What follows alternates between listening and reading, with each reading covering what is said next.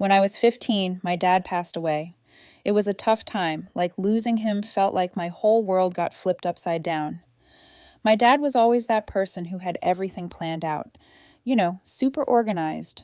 The kind of guy who'd keep receipts for stuff from 10 years ago just in case. Turns out he had his will all set up way in advance, and let me tell you, it was specific as hell. After he passed, my mom didn't waste any time moving on. I get it. Maybe she was lonely, but it felt way too quick. One moment we were at his funeral, and before I even had a chance to process everything, she was already talking about some new guy she met. And I'm like, wait, what? One minute I was dealing with losing my dad, and the next, there was this stranger, Rob, moving into our house. It all happened so fast I barely had time to blink. One day it was just me and my mom trying to get by, and the next there's this dude in our living room acting like he'd been there all along. Rob was, well, I guess he was all right at first, but it just didn't sit right with me.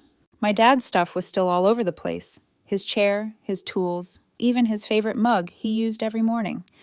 It was like he was still there, and then Rob comes in, and suddenly all that stuff starts disappearing. My mom would say, "Oh, we need to make room for Rob's things." And I'd think, what's the rush? It's not like Rob was paying rent or anything. It felt like she was erasing my dad bit by bit, and that stung. A couple of months after my dad passed, I got news about the inheritance. I remember the day so clearly. It was probably the one time I actually felt like something was going right. My dad's lawyer sat me down and explained everything. My dad left everything to me, not a penny to my mom. I guess it made sense since they weren't married, and legally she didn't have a claim. But it still caught me off guard. I was just a kid, and suddenly I was told I owned properties and money. It was overwhelming. My mom, though, she was pissed. She tried to act supportive, but I could see it in her eyes.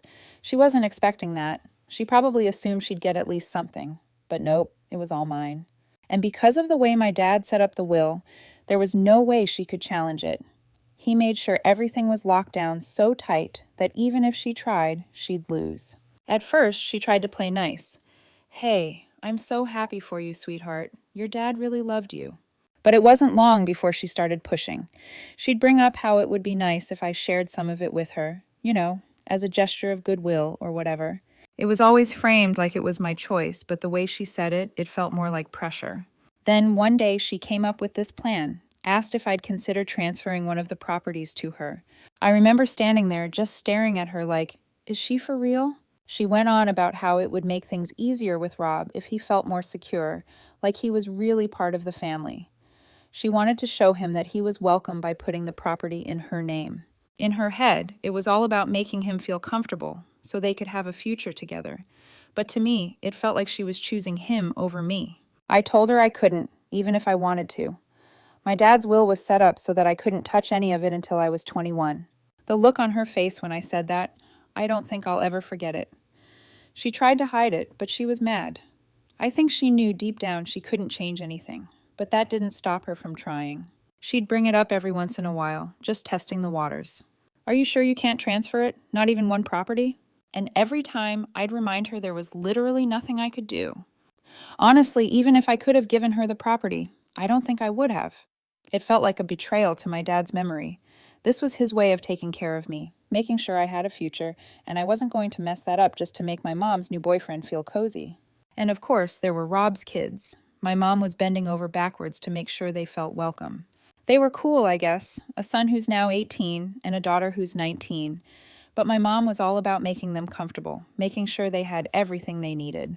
It wasn't like she was a total monster to me. She still acted like a mom, but there was a clear difference in how she treated them compared to me.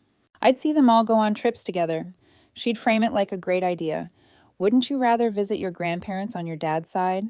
Every single time they planned something, she'd suggest I spend time elsewhere. I could see right through it. She didn't outright say, "You can't come," but it was obvious she didn't want me around.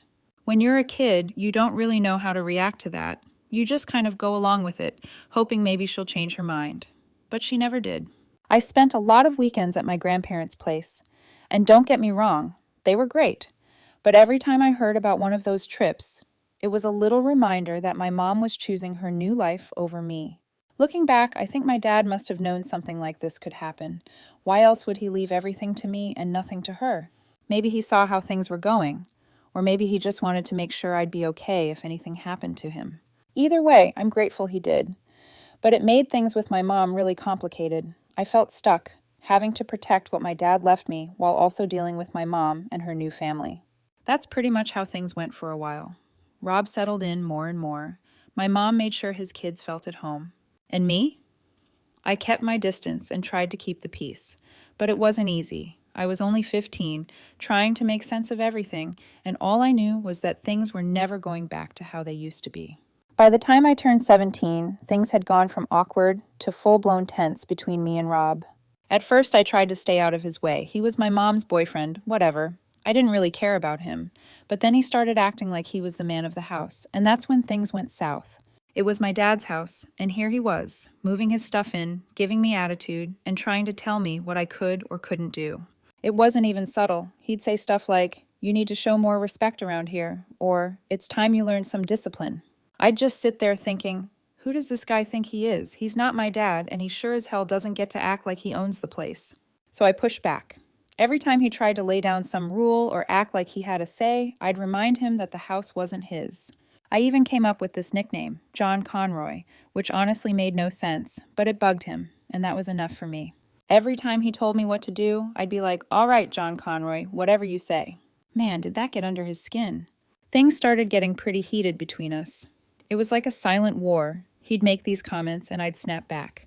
My mom, of course, tried to play peacemaker. She'd say, "Oh, you two just need time to get used to each other," or, "Rob's only trying to help you grow up." But I knew it wasn't about that. It was about control. Rob wanted to be the boss, and I wasn't about to let that happen. The thing is, my mom started taking his side more and more. She'd get upset with me for disrespecting him. She even started saying things like, "You need to understand that Rob's a part of our family now. Our family." As if we'd all agreed on that or something. I'd tell her, "This isn't his house, it's Dad's, and he's not going to just waltz in and act like it's his." But she never listened. She just kept telling me to get along and try harder. One day things really blew up. Rob had been acting all tough, talking about how I needed to pull my weight around the house. And yeah, that pissed me off. I told him straight up, "You're not my dad, and this isn't your house." He started getting all red-faced, and my mom came rushing in, trying to calm things down. She said, "Why do you always have to fight with him? Why can't you just respect him?" And I was like, "Why should I? He doesn't respect me, and he doesn't respect that this was Dad's house." That argument was kind of the last straw. Rob stormed off, and my mom just stood there looking tired and frustrated. She said, "This isn't working. We can't keep fighting like this." And then she dropped the bomb on me. She told me I needed to leave. I couldn't believe it. I just stood there, waiting for her to take it back or say she was upset and didn't mean it. But she didn't. She looked me in the eye and said, "I think it's best if you find somewhere else to stay for a while." I was like, "Wait, my house? You're kicking me out of my house?" She sighed and said, "It's not just your house, it's our home. And Rob and his kids deserve to feel comfortable here too." A wave of anger and hurt hit me all at once. She was choosing them over me. It wasn't even a question anymore. She kept going, saying, "I'm doing this for your own good, so you can have some space and cool down." But I knew it wasn't about me cooling down. It was about making things easier for her and Rob. She thought if I wasn't around, they'd have their perfect little family and everything would be fine. I left the room, slamming the door behind me. I was so mad I could barely think straight. I didn't even know what to do next. I was 17. I didn't have a job that paid enough to get my own place, and all my stuff was in my house. I went up to my room and started packing my things, just throwing stuff into bags. I didn't know where I was going, but I knew I couldn't stay there anymore. Thankfully, my grandparents stepped in. They'd always been there for me, even when my mom wasn't. They offered me a place to stay, and I grabbed onto that offer like a lifeline. My grandpa picked me up that evening. I remember just sitting in the car, staring out the window, feeling numb. It was like everything had crumbled in one day. My own mom was kicking me out of the house my dad left me. When I moved into my grandparents' place, it felt safe. They were amazing. They never made me feel like a burden. My grandpa especially tried to make me feel better.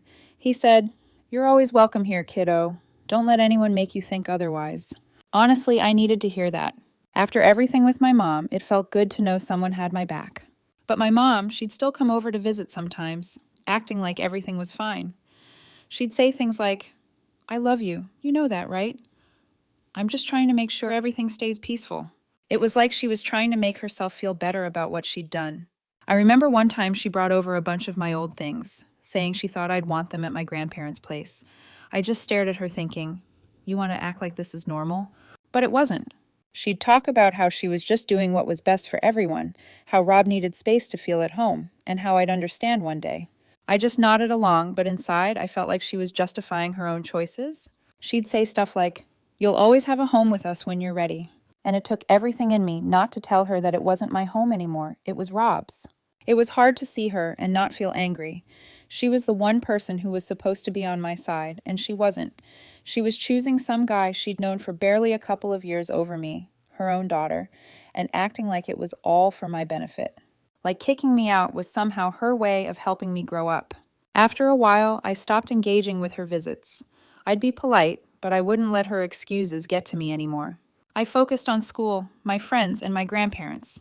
They became my real family during that time. My grandma would always tell me, "You've got us, and you're going to be okay." Even though I still felt angry and hurt, having them around made things a little easier. I guess deep down, I started to understand that my mom was never going to be the parent I needed her to be. She was too focused on building this new life with Rob and his kids. And me? I was just a reminder of the old life she was trying to move past. So I started moving past it too. I figured if she could pick Rob over me, then I could choose to focus on myself instead. At the end of the day, I knew I had my grandparents' support, and that was enough. I learned to stand on my own 2 feet, even if it meant not having my mom there. Honestly, that was probably the best lesson I could have learned back then, relying on myself and knowing when to walk away, even from people who are supposed to care. When I finally finished college, I knew it was time to take a closer look at the properties my dad left me. The whole time I'd been living with my grandparents, I kept reminding myself, these properties were my shot at building something for myself. My dad had planned everything so that I'd have a future, even without him around, and I wasn't going to let that go to waste. One of the places my dad left me was the house my mom and Rob were living in. Yeah, the same one I used to live in before everything went down. It was a good house, solid structure, nice neighborhood, perfect for renting out if I ever got the chance. So with my degree in hand and the idea of maybe going for a master's on the horizon, I thought, why not renovate it and rent it out? Extra income wouldn't hurt, especially if I was planning on going back to school. I knew I had to break the news to my mom at some point, and I didn't expect it to go well, but it had to be done. The plan was simple. Tell her about my intention to renovate, give her a reasonable time frame to figure out their next steps. It was going to be tough, no doubt, but I figured if I was respectful about it, maybe she'd understand. Well, that plan didn't even get a chance. When I knocked on the door, no one answered. The house was dead quiet. Their car wasn't in the driveway. I thought maybe they were just out running errands, so I waited for a bit. But after a while, it was clear they weren't coming back anytime soon. I tried calling my mom's cell, left a voicemail, and even sent her a text saying I'd stopped by and wanted to talk. No response.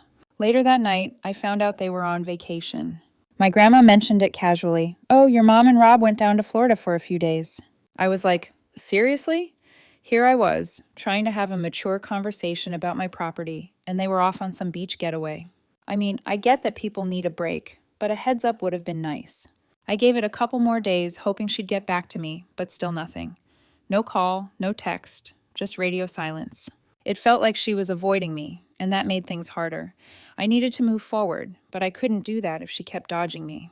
After waiting around for a bit, I decided to take matters into my own hands.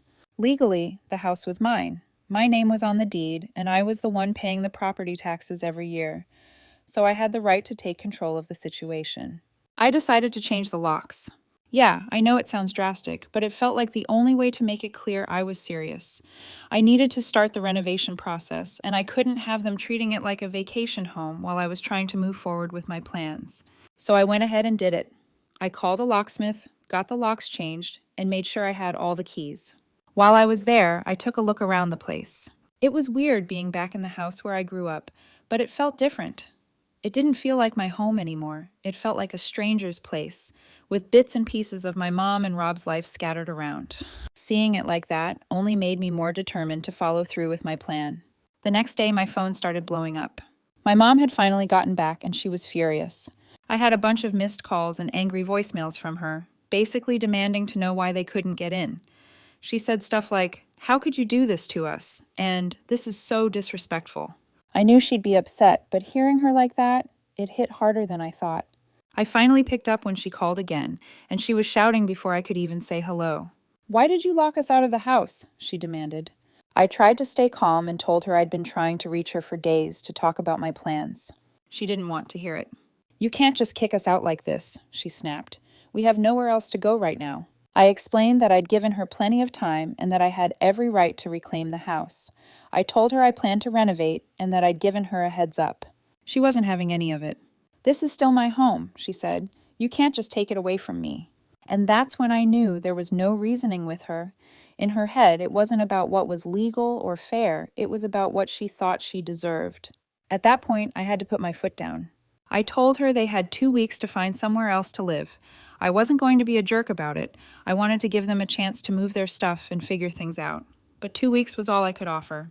I told her that after that, the renovation work would begin, and they couldn't stay.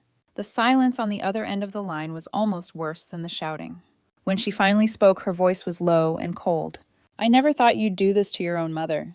It felt like a punch to the gut, but I knew if I backed down now, I'd never be able to move forward. This was about me taking control of my own life, and sometimes that means making tough calls. After that, I didn't hear from her for the rest of the day. The next morning, I showed up at the house to start preparing for the renovations, and guess who was waiting for me in the driveway? My mom and Rob, both of them looking furious. Rob tried to step up to me, like he was going to intimidate me into letting them stay. "You think you can just kick us out like this? You've got no right," he said. I didn't back down. "This isn't your house, and it never was," I told him flatly. "I'm the one paying for it, and I'm the one calling the shots." He was fuming, but he couldn't argue with that. My mom started crying, saying I was being unfair, that I was putting them on the street. She said I was acting just like my father, and not in a nice way. It stung, but I kept my cool. "Look," I told her, "you have 2 weeks to figure things out. I'm giving you that time, but I need to start the renovation soon. This is my property, and I'm doing what's best for me." She just shook her head, tears streaming down her face, saying she couldn't believe how cold I was being. It wasn't easy, seeing my mom cry, seeing how angry she was. I felt guilty, even though I knew I was doing what I had to do. But I also knew that if I let them stay, I'd never get them out.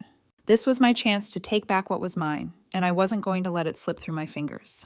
By the time they left that day, it felt like a weight had been lifted off my shoulders, but at the same time, there was this knot in my chest. I knew I'd made the right call, but that didn't make it any less painful. After I told my mom and Rob they had 2 weeks to move out, I thought maybe things would calm down a bit. I figured they'd be mad at first, but then they'd start packing and just accept it. I mean, it wasn't like they had any other option. But of course, nothing is ever that simple. Instead of dealing with it quietly, my mom decided to make things as dramatic as possible. The next day, I went over to the house to start preparing for the renovations. I wanted to check out the backyard and take some measurements for the work I had planned. I had a contractor scheduled to come by in a few weeks, and I wanted to make sure everything was good to go. I was out there with a notepad, making notes, when I heard the back gate swing open. I turned around, and there was my mom, storming in like she was on a mission. She was furious, full-on yelling before I even had a chance to say anything.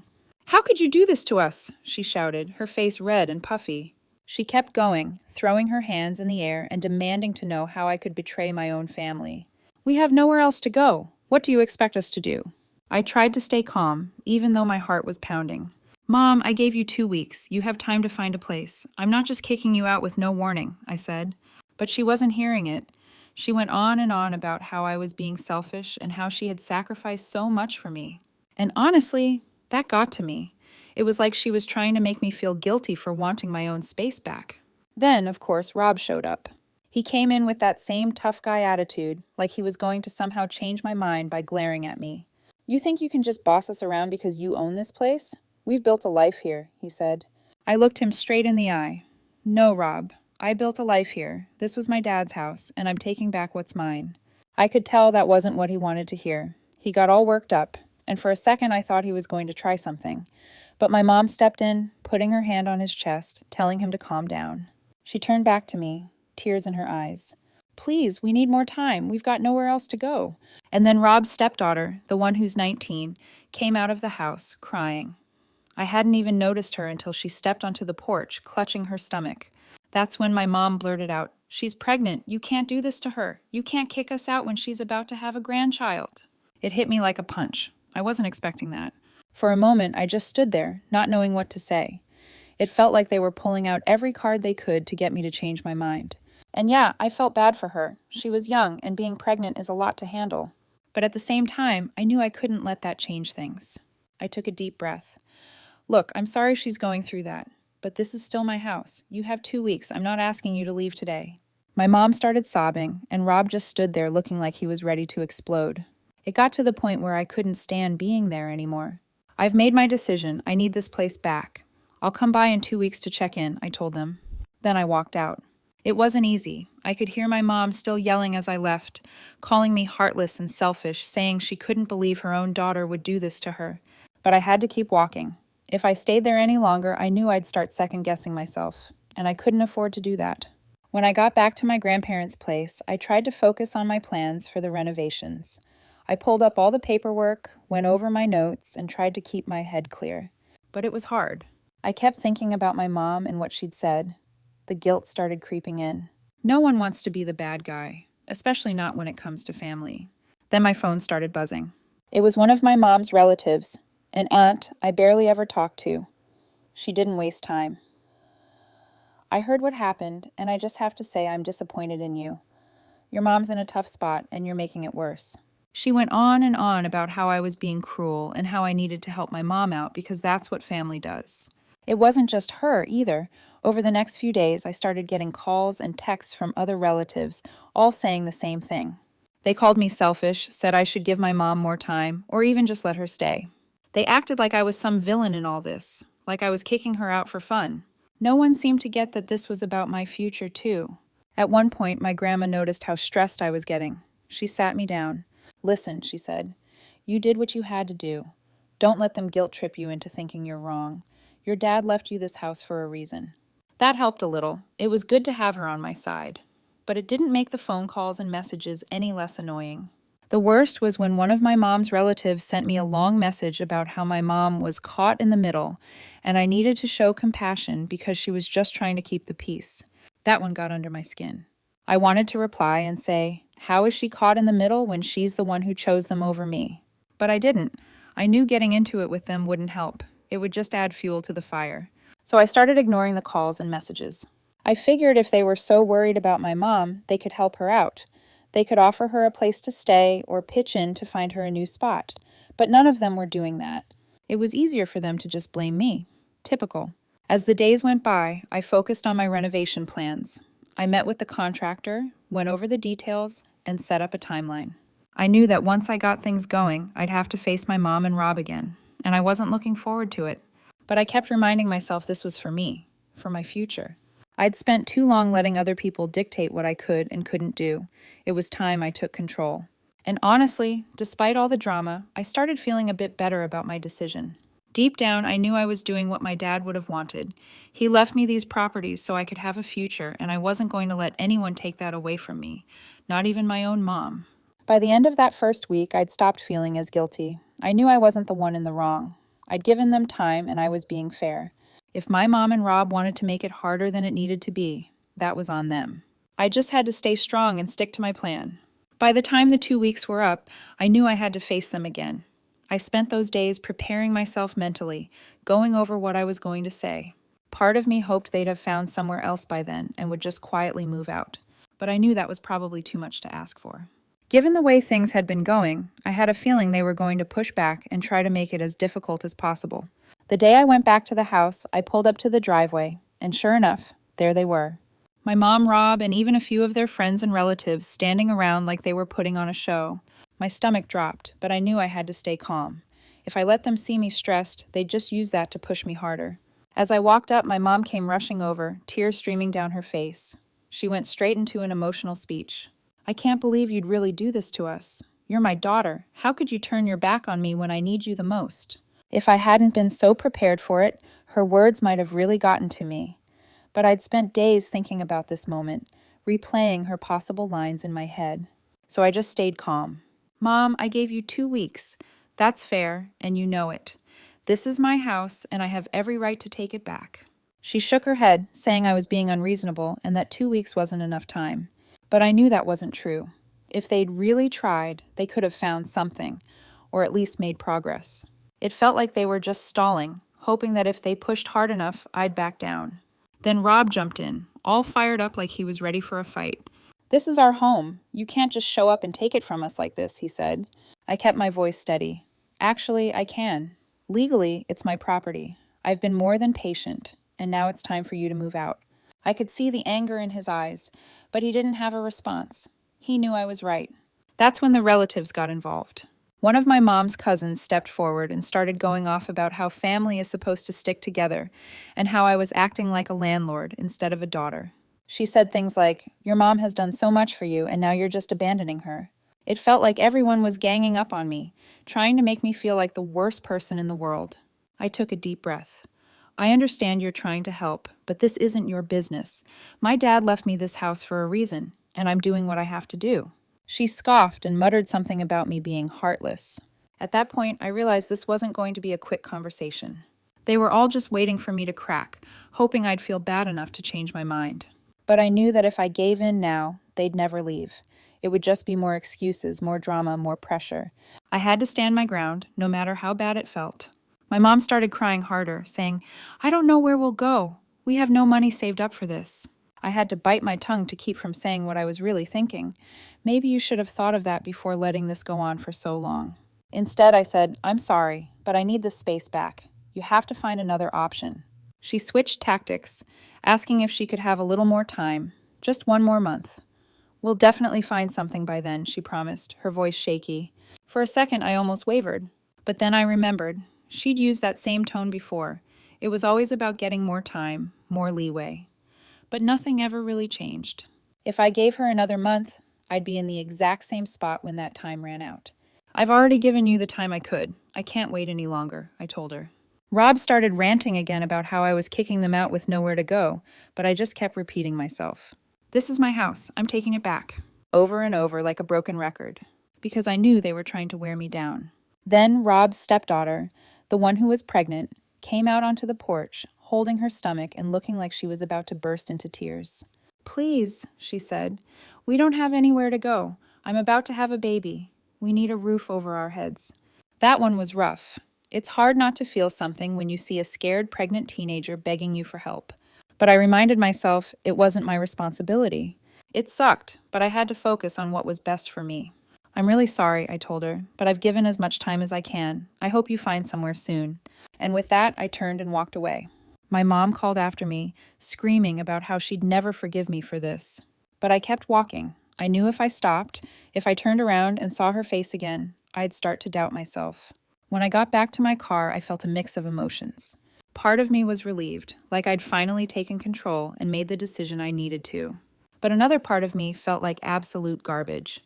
It's one thing to tell yourself you're doing the right thing, but it's a whole other thing to feel it when everyone around you is saying you're wrong. I sat there for a while, just trying to breathe and not let everything sink in too much. I knew they were angry, and I knew they were probably talking behind my back. But I had to keep telling myself I was doing what I needed to for my future. My dad left me these properties for a reason, and I wasn't going to let guilt and pressure ruin that. When I finally drove off, I felt a bit lighter. It wasn't easy, and I knew there'd be more backlash to come, but I'd taken the first step. I'd stood my ground. Now it was up to them to figure things out. I wasn't going to let them drag me down with their problems. The rest of the day, I focused on my renovation plans. I set up meetings with the contractor, went over the designs, and started getting things in motion. It felt good, like I was finally moving forward with my life. Yeah, there was still the weight of everything that had happened, but I knew I'd done the right thing. I wasn't going to let anyone tell me otherwise. Over the next couple of weeks, the work on the house began. Each day, the place started looking less like the home my mom had shared with Rob and more like a clean slate. My slate. It was bittersweet walking through rooms where I'd once eaten dinner with my dad, knowing I'd never get those days back. But it was also empowering to know I was building something for myself. I didn't hear much from my mom after that final confrontation. A few passive-aggressive texts here and there, but nothing major. I think she finally realized I wasn't going to back down. My grandparents kept checking in, making sure I was okay. They were proud of me for standing my ground, even though they knew it had cost me my relationship with my mom, at least for now. And maybe that's the thing I had to accept. Sometimes the people you expect to be in your corner just aren't. It hurts, but you can't let that stop you from protecting yourself. One afternoon, as I walked through the nearly finished house, I thought about my dad, about how much planning and care he'd put into making sure I'd be okay after he was gone. I could almost hear him telling me, "Good job, kiddo. You held your own." And for the first time in a long while, I didn't feel like I was fighting just to survive. I felt like I was actually living my life, on my terms. Because at the end of the day, it wasn't just about reclaiming a house. It was about reclaiming my future. And I wasn't going to give that up for anyone.